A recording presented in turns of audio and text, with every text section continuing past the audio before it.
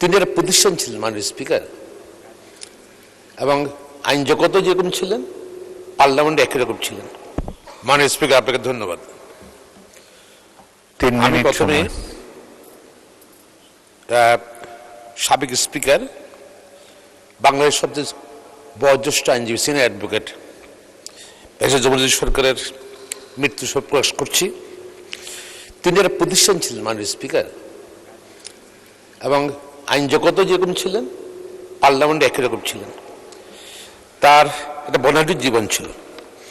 তিনি 1 ডিসেম্বর 1931 সালে পঞ্চগড় জেলায় তেঁতুলিয়া নয়াবাড়ি গ্রামে জন্মগ্রহণ করেন, এবং তিনি ঢাকা বিশ্ববিদ্যালয় থেকে ইতিহাস বিভাগে BA অনার্স, MA, পরবর্তী ঢাকা বিশ্ববিদ্যালয় LLB ডিগ্রি লাভ করেন।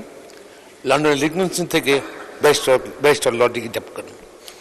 27/5/60 সাল তিনি আইনজীবী হিসেবে তালিকাভুক্ত হন, এবং 5/2/69 সাল তিনি সুপ্রিম কোর্টের প্র্যাকটিস অনুমতি লাভ করেন। তিনি ছাত্র অবস্থায় 1945 সনে ছাত্র থাকাকালীন অবস্থায় তৎকালীন ছাত্র ফেডারেশনের মাধ্যমে তার রাজনৈতিক জীবন শুরু করেন মাননীয় স্পিকার। তিনি ছাত্র ইউনিয়ন ও ন্যাপের সমর্থক ছিলেন জীবনের প্রথমে। 1931 সালে হাইকোর্টের আইনজীবীদের গ্রুপটি মুক্তির পক্ষে সক্রিয় ভূমিকা পালন করেন। আইন পেশায় সুনাম খ্যাতি অর্জন করায় মহান রাষ্ট্রপতি জিয়া রহমান 1977 থেকে 81 পর্যন্ত 5 বার জাতিসংঘের সাধারণ অধিবেশনে বাংলাদেশের প্রতিনিধি হিসাবে তাকে পাঠান, এবং দল গঠনের প্রথম পর্যায়ে শহীদ প্রেসিডেন্ট জিয়া রহমান জাগত দল গঠন করলে তিনি তাদের যোগ দেন।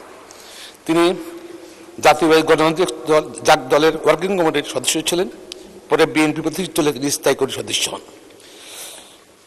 এবং 2002 সালের 21 জুন থেকে 6 সেপ্টেম্বর পর্যন্ত তিনি গণপ্রজাতন্ত্রী বাংলাদেশ সরকারের বাংলাদেশের ভারপ্রাপ্ত রাষ্ট্রপতি হিসেবে দায়িত্ব পালন করেছিলেন ব্যারিস্টার জমিরুদ্দিন সরকার, এবং 6 এপ্রিল 1981 থেকে 27 নভেম্বর 1981 পর্যন্ত গণপূর্ত নগর উন্নয়ন প্রতিমন্ত্রী ছিলেন, এবং 1921 সনের 11 ফেব্রুয়ারি থেকে 20 সালের গণপ্রজাতন্ত্রী বাংলাদেশ সরকারের পররাষ্ট্র প্রতিমন্ত্রী ছিলেন। তিনি পঞ্চম জাতীয় সংসদে বেগম খালেদা জিয়ার প্রথম মন্ত্রিসভায় 20 মার্চ 1991 সনে থেকে 28 আগস্ট 1991 পর্যন্ত ভূমি প্রতিমন্ত্রী, এবং 19 সেপ্টেম্বর 51 থেকে 19 মার্চ 96 পর্যন্ত শিক্ষামন্ত্রী হিসেবে দায়িত্ব পালন করেন।